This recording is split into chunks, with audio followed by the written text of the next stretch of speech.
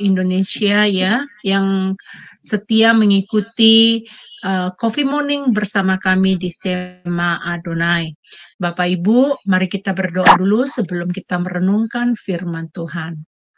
Maha besar Engkau ya Bapa yang kami sembah di dalam nama Tuhan Yesus. Kami bersyukur dan berterima kasih kalau Engkau memberikan kami kehidupan dan kami masih bisa hidup untuk meneruskan visi misi yang dari Engkau ya Bapa. Ajar kami senantiasa untuk mempermuliakan nama-Mu dan bawa kami terus berjalan bersama Engkau. Pimpin dan bimbing kami agar kami diperkaya oleh pengetahuan firman-Mu. Bapa Surgawi, urapi saya saat ini ya Bapa, agar saya bisa menyampaikan isi hati-Mu, apa yang hamba telah pelajari ya Bapa, apa yang hamba telah rangkumkan ya Bapa, itu bisa menjadi berkat bagi setiap orang yang mendengarkannya. Terima kasih Bapa, di dalam nama Yesus hamba mengucap syukur. Haleluya. Amin. Baik, shalom. Bapak Ibu yang terkasih, hari ini bacaan kita di dalam 1 Korintus sangat panjang, ada 40 ayat ya. Tapi bacaan ini sangat menarik Bapak Ibu. Kalau mau dijabarkan pengajaran mengenai renungan di dalam 1 Korintus 14 ini semestinya tidak cukup di dalam waktu 20 menit ya. 15 sampai 20 menit tidak cukup. Ini pelajaran yang sangat banyak sekali. Tetapi saya mencoba untuk mengekstraknya, ya, merangkumnya supaya Bapak Ibu cukup mengerti apa mengenai bacaan di dalam 1 Korintus ini. Baik, perlu diketahui bahwa kota Korintus ini adalah kota Yunani kuno yang terkenal kota metropolitan Yunani, ya. Pada zaman Paulus, kota Korintus ini sangat maju dan terkemuka.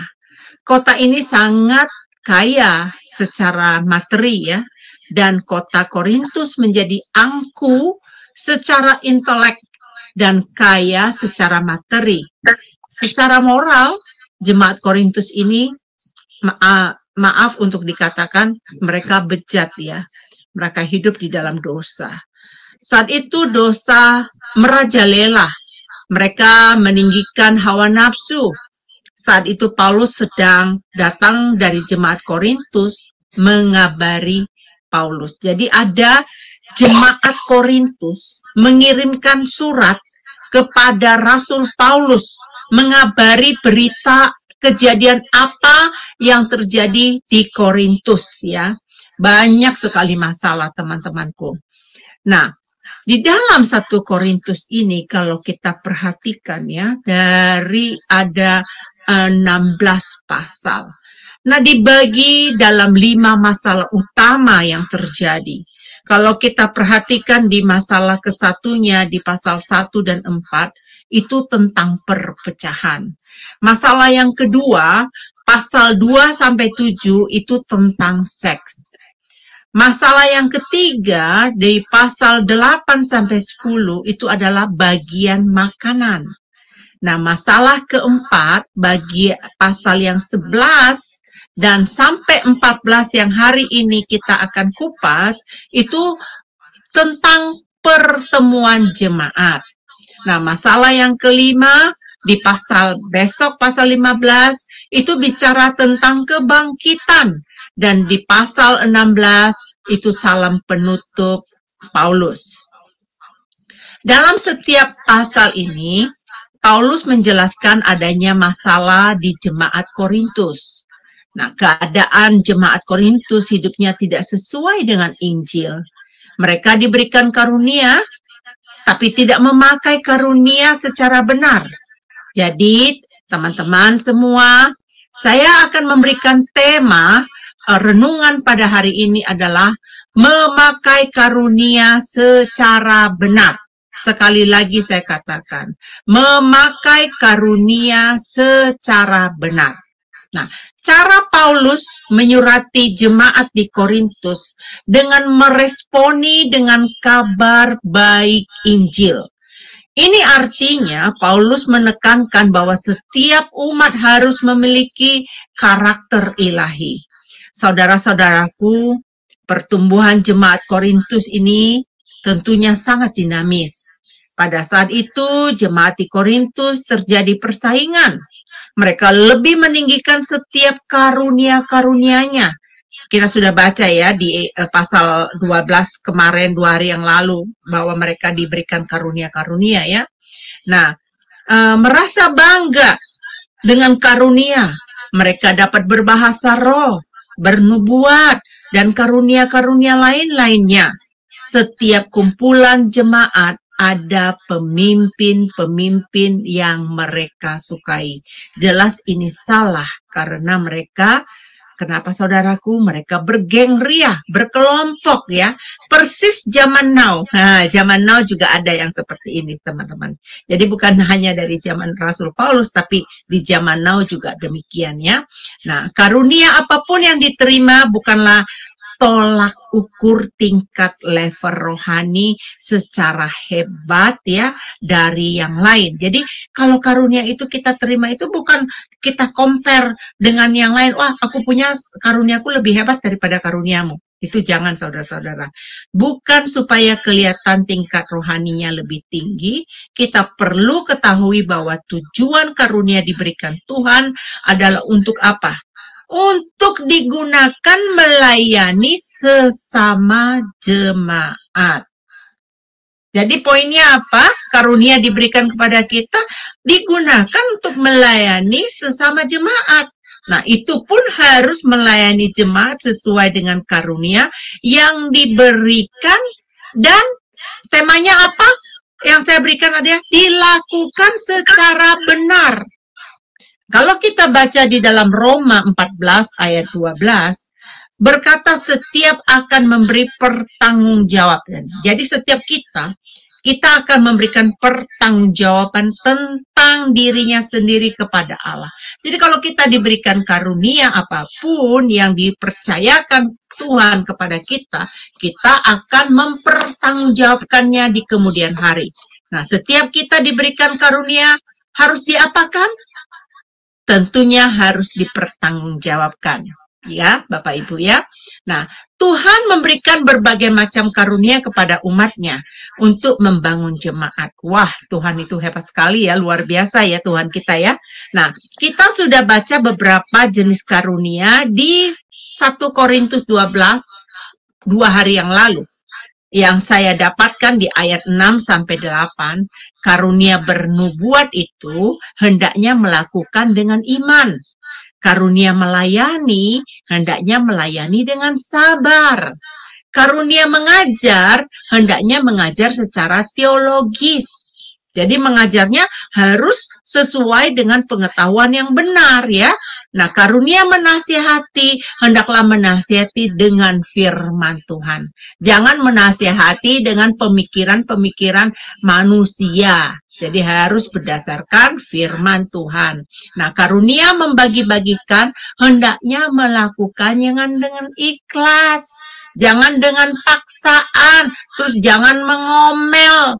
Oh, saya udah bantu ini.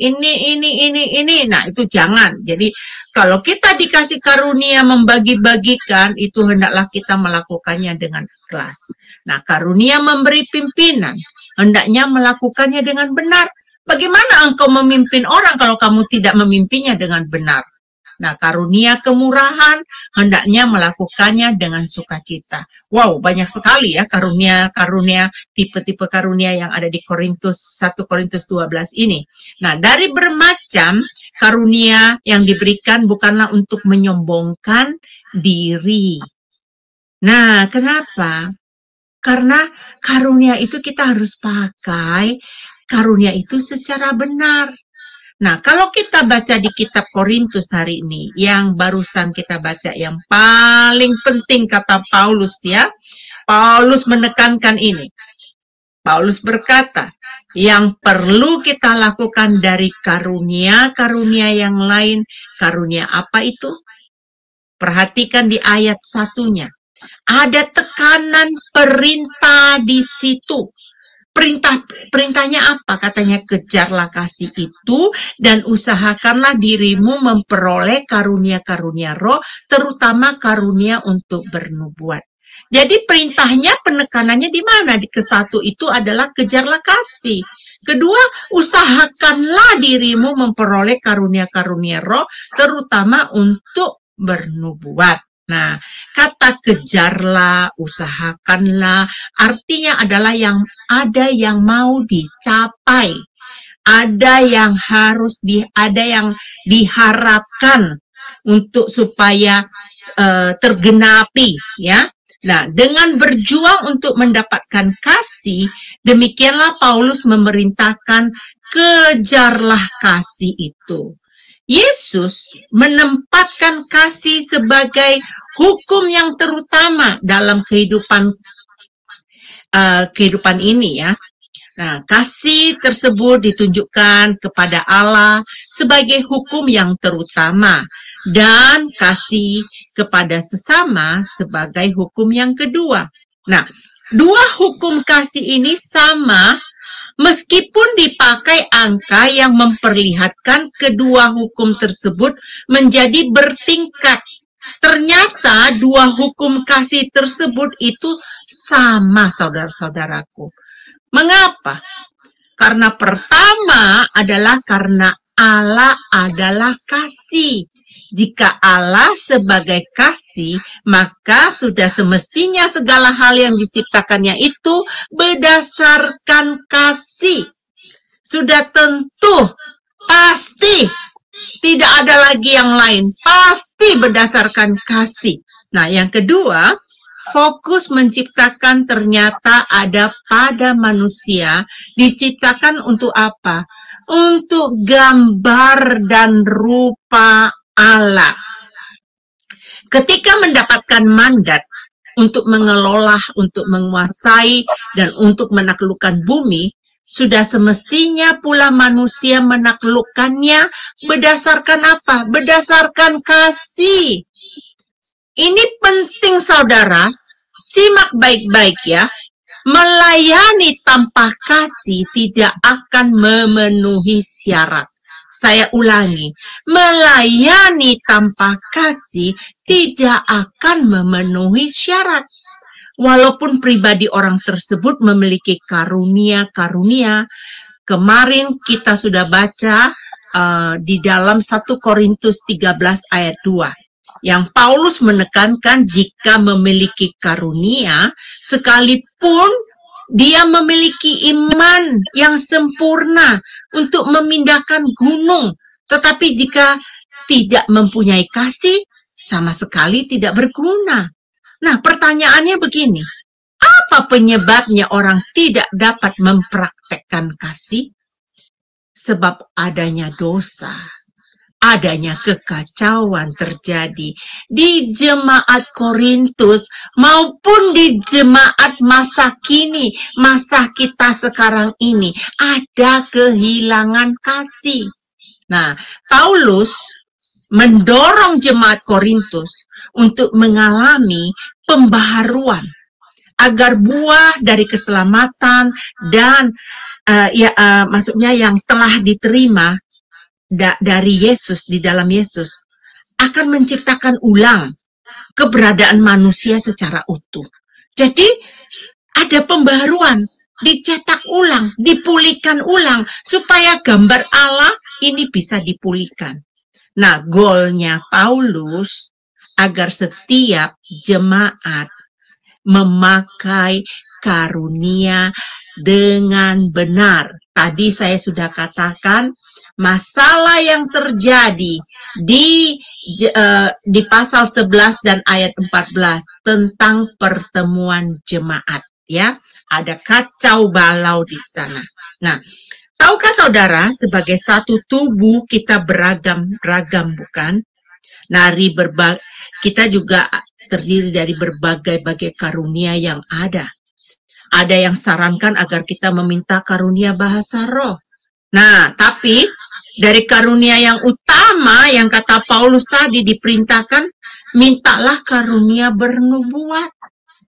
Karena karunia bernubuat adalah karunia yang bertujuan membangun, menasehati, dan menghibur Jadi penting ya, karunia bernubuat ini bertujuannya membangun, menasehati, dan menghibur.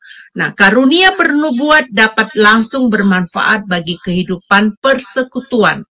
Bagi saudara-saudara seiman yang dalam kelemahan dan kerinduan untuk jadi berkat, ya. Jadi kita kejarlah karunia yang utama. Nah, setelah kejarlah kasih, ada perintah berikutnya.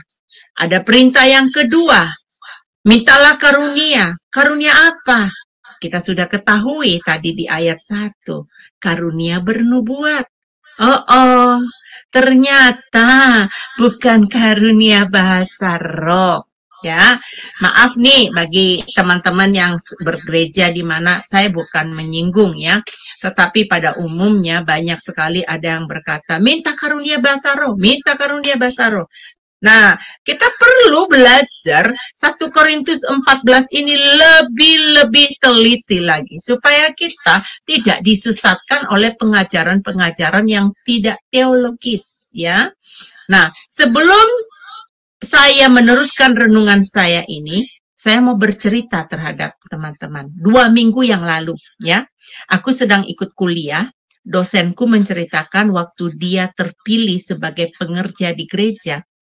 Ada salah seorang pengerja yang merendahkannya dengan kata-kata dan mengadukan Pak dosen ini terhadap mentor yang mengatakan bahwa Bapak dosen ini levelnya tidak tinggi rohaninya.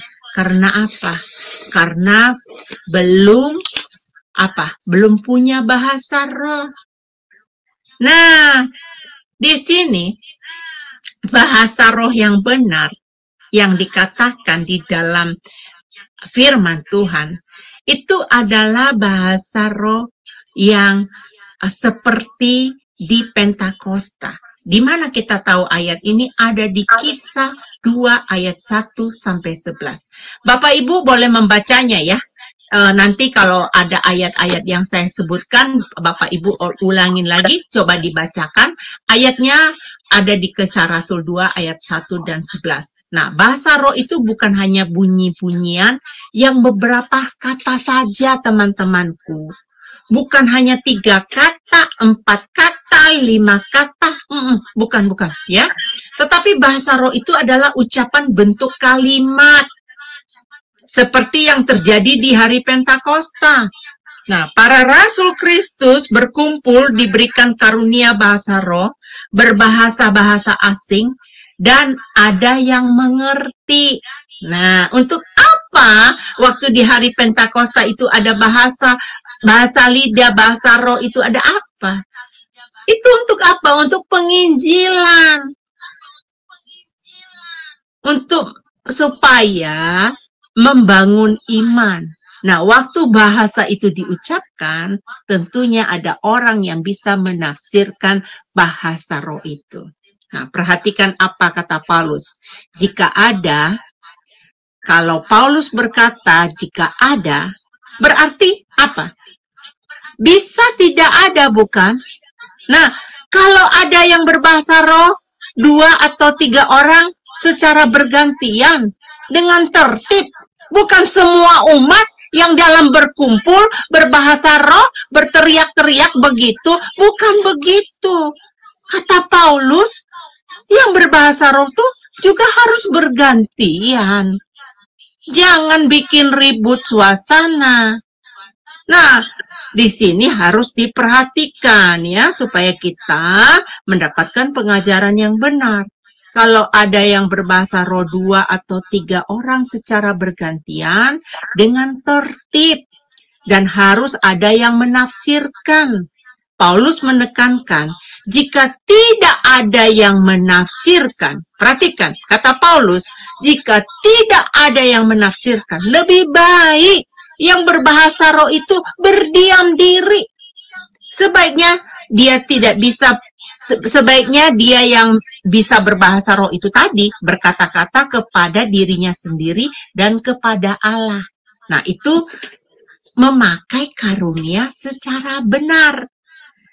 Itulah mengapa Paulus menekankan di ayat keempat, nanti Bapak Ibu baca di ayat 4, ayat 14, dan ayat 19, bahwa bahasa roh itu tidak terlalu berguna membangun jemaat jika tidak digunakan tanpa aturan, tanpa ada yang menafsirkan.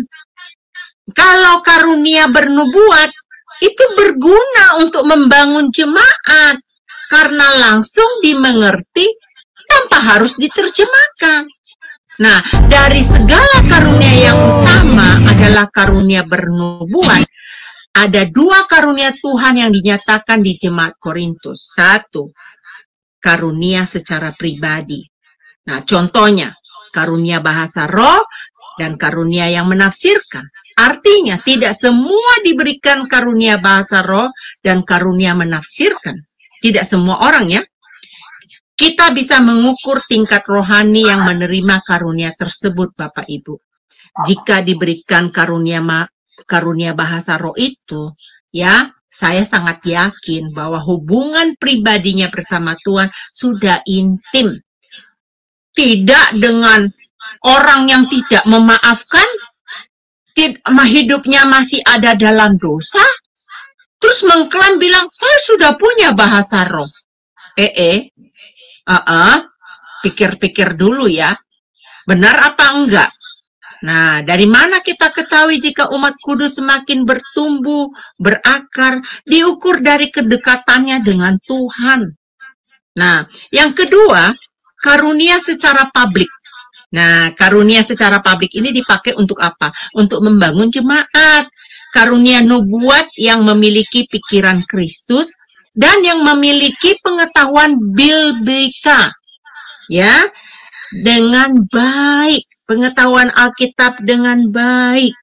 Terus yang sistematis, dengan baik secara historis maupun secara aktual, yang dapat dipertanggungjawabkan. Ya, jadi kalau kita baca hari ini di ayat 3-nya, 1 Korintus 4 ayat 3, tetapi siapa yang bernubuat, ia berkata-kata kepada manusia, ia membangun, menasehati, dan menghibur. Itu 3 tadi ya, membangun, menasehati, dan menghibur. Nah, orang yang bernubuat akan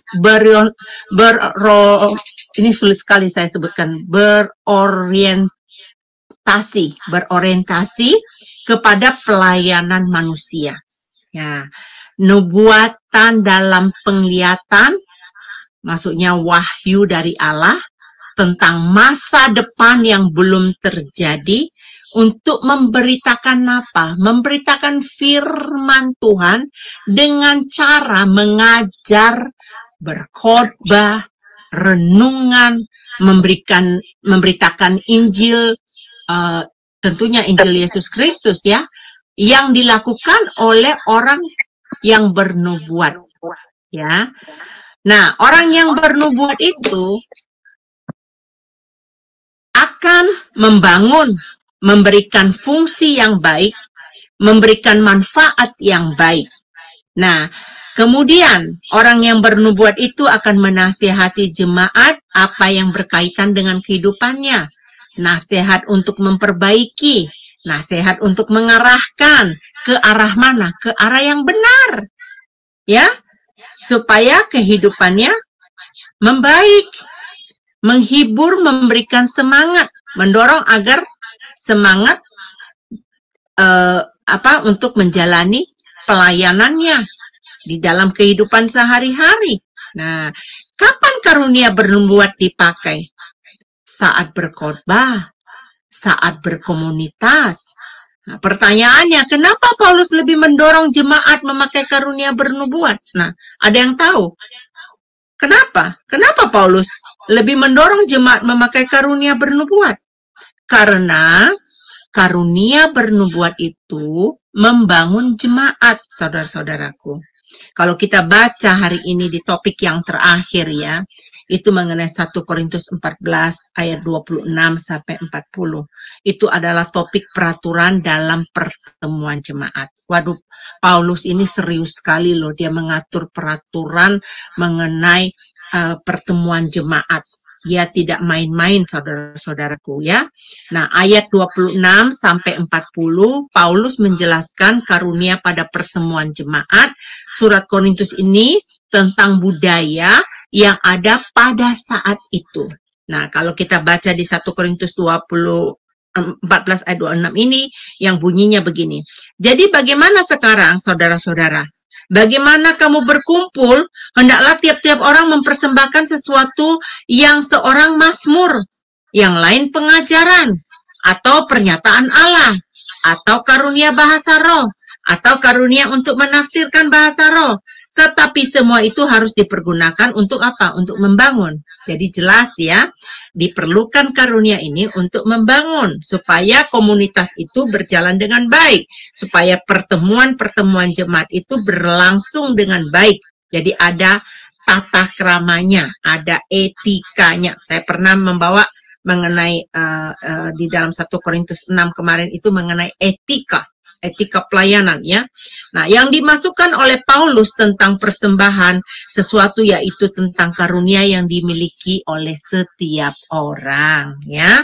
Nah, seorang mazmur, yang lain mengajar. Terus ada juga yang menyatakan pernyataan Allah. Terus ada juga karunia bahasa roh. Jadi karunia bahasa roh itu benar loh ya, ada loh ya. Jangan bilang saya nggak mengatakan tidak ada. Ada karunia bahasa roh. Tapi harus dipakai dengan yang benar. Jangan mengaku-ngaku punya bahasa roh, tapi itu bukan bahasa roh. Hati-hati ya di dalam hal ini. Atau karunia untuk menafsirkan bahasa roh. Nah, kalau ada yang berbahasa roh, harus ada juga yang bisa menafsirkannya. Kalau tidak ada yang bisa menafsirkan, sia-sia. Tidak membangun jemaat. Nah, tujuannya apa? Dalam pertemuan itu kita harus membangun jemaat. Tapi kalau memang message-nya, pesannya itu untuk pribadi orang itu, boleh kalau orang itu mengerti apa yang kamu katakan. Tapi bukan hanya 1-2 kata gitu ya, tapi itu kalimat ya, kalimat yang diucapkannya. Baik, saya akan bacakan ini mengenai yang dimasukkan oleh Paulus tentang persembahan sesuatu yaitu tentang karunia ini ya teman-temanku, ini semuanya dipergunakan untuk apa? Untuk membangun ya, teman-teman sudah tahu ya. Nah, kalau ayat 29 sampai 33 dalam bernubuat, Paulus menerapkan peraturan supaya teratur. Jika ada yang diberi karunia juga harus menyampaikan per orang, dan jika ada yang lain, harus menunggu giliran untuk menyampaikan. Waduh, Paulus rupanya kayak Heni ya, senengnya teratur. Nah, tidak main sikup-sikupan gitu, harus teratur. Nah, itu rupanya Paulus itu punya, saya setuju banget dengan Paulus ini. Jadi harus disampaikan secara bergiliran. Di sini kita bisa melihat bagaimana Paulus mengatur pertemuan ibadah dengan baik ya. Saling menghargai itu penting. Merasa diri benar dan menganggap orang lain salah atau rendah akan mengawali kehancuran hidup kita, saudara-saudaraku. Malapetaka akan mengiringi para pengacau. Nah, janganlah kita menjadi pengacau ya, jauhilah itu. Nah, kalau di ayat terakhir, di ayat 34 sampai 35 ya, Paulus menasihati perempuan agar menghargai laki-laki. Nah, rupanya perempuan, Paulus juga bukan anti perempuan ya. Kalau kita baca di Alkitab, wah Paulus banyak loh pelayanannya bersama-sama dengan perempuan ya. Tetapi di sini Paulus mengajarkan kepada umat di Korintus itu ada kebudayaan orang Yahudi itu masuknya untuk menempatkan posisi pria itu di utama. Jadi laki-laki itu di utama ya. Nah, di sini Paulus mengajarkan tentang apa? Tentang penundukan diri. Nah, wanita di sini Paulus bicara tentang istri agar jangan lancang berbicara di depan umum. Nah, kalau kita baca di kitab Amsal terakhir itu, wanita, istri diajarkan untuk menghormati suaminya. Ya. Nah, rupanya itu memang kebudayaan dari orang Yahudi, dan kita pakai itu ya, karena kita percaya firman Tuhan itu untuk kita juga, dan kita pakai itu ya. Nah, harus bertanya juga kalau begini, kalau seandainya ada wanita ingin bertanya di dalam pertemuan, itu perempuan nggak langsung bilang gini, angkat tangan atau bilang saya mau bicara, saya mau bertanya, nggak boleh. Harus dia bilang dulu ke suaminya. Nanti suaminya kalau dia nggak bisa jawab, baru dia tanya kepada imam, kepada pendeta pada saat itu ya, setingkat pendeta. Nah, jadi ada prosedurnya, ada jenjang-jenjangnya. Nah, makanya saya bilang tadi itu, tema kita adalah memakai karunia kita ini secara benar ya. Bapak Ibu yang terkasih dalam Tuhan, ya. Baik. Nah, bagian akhir dari ayat ini bagian akhir dari ayat 36 sampai 40, Paulus menyampaikan peraturan yang disampaikan adalah perintah Tuhan dan harus ditaati. Ya, Paulus menantang yang punya karunia nabi atau punya karunia menyampaikan isi hati Tuhan, tapi kalau dia tidak taat pada Tuhan, apa kata 1 Korintus 13 ayat 2 tadi? Sia-sia. Jadi kita jangan mengatakan, gue pinter loh, gue ngajar. Gue nyampein suara Tuhan. Gue bisa bahasa roh. Gue bisa ini, gue bisa ini. Hati-hati teman-teman. Jadi kalau tidak punya kasih, begitu dengar ada suara orang, aduh pusing gue dengar suara dia, sis, kepala gue mau pecah. Nah, mana kasih itu? Nggak boleh teman-teman. Jadi kalau memang kamu selevel tingkat pelayananmu tinggi, jangan berkata demikian. Berarti kamu tidak mengenal cara memiliki karunia yang benar ya. Nah, kesimpulannya, layanilah Tuhan sesuai karunia yang benar. Nah, kalau di dalam 1 Petrus 4 ayat 10 dikatakan layanilah seorang akan yang lain sesuai dengan karunia yang telah diperoleh tiap-tiap orang sebagai pengurus yang baik dari kasih karunia Allah. Jika ada orang yang berbicara, baiklah ia berbicara sebagai orang yang menyampaikan firman Allah. Jadi jangan bergosip, jangan berasumsi, jangan menuduh ya. Tapi kalau kamu mengatakan kamu punya karunia berdoa, pakai firman Tuhan itu untuk menyampaikannya ya. Jika ada orang yang melayani, baiklah ia melakukannya dengan kekuatan yang dianugerahkan oleh Allah. Kalau kamu belum punya, minta kepada Tuhan. Pasti Tuhan akan memberikannya kepadamu. Supaya Allah dimuliakan dalam segala sesuatu karena Yesus Kristus ialah yang empunya kemuliaan dan kuasa sampai selama-lamanya. Nah, tujuan Paulus ya, ini kesimpulannya. Tujuan Paulus menulis surat di 1 Korintus ini ada 2 alasan pokok. 1 alasannya untuk membetulkan masalah yang serius dalam jemaat Korintus. Hal-hal yang meliputi pelanggaran yang dianggap remeh oleh jemaat Korintus. Tetapi Paulus menganggap ini sebagai dosa yang serius. Jadi mesti ditangani oleh Paulus. Begitu dia mendapat surat dari Korintus, dia menanganinya dengan serius ya. Nah, yang kedua, tujuannya Paulus menulis surat di Korintus itu tujuannya untuk memberikan bimbingan dan instruksi atas berbagai pertanyaan yang telah ditulis oleh orang Korintus. Hal ini meliputi soal doktrin, soal perilaku, dan soal kemurnian, baik secara perorangan maupun secara jemaat. Jangan merasa diri benar dan menganggap orang lain salah, saudara-saudaraku. Jangan menganggap orang lebih rendah. Kamu tidak selevel dengan saya. Kamu tidak sefrekuensi dengan saya. Kamu tidak seanggota dengan saya. Jangan lakukan hal itu. Ya, kalau tidak ada yang menjadi kalau tidak, saudara-saudaraku, begini maksud saya, kalau tidak ada, ya, akan menjadi awal kehancuran bagi hidup kita. Nah, itu maksudnya kalau tidak ada kesabaran tadi maksud saya. Jadi harus ada kesabaran, harus ada penguasaan diri, harus ada karunia-karunia itu dikembangkan dalam hidup kita supaya karunia-karunia yang Tuhan katakan untuk membawa damai ini berlaku. Nah, kalau tidak akan menjadi kehancuran bagi kehidupan kita. Nah, aplikasikan ini saudara-saudaraku. Pakailah karunia roh seturut dengan kasih kepada Tuhan dan sesama untuk membangun gereja. Yang kedua, pakailah karunia dengan teratur agar ada damai sejahtera. Yang ketiga, pakailah karunia secara benar.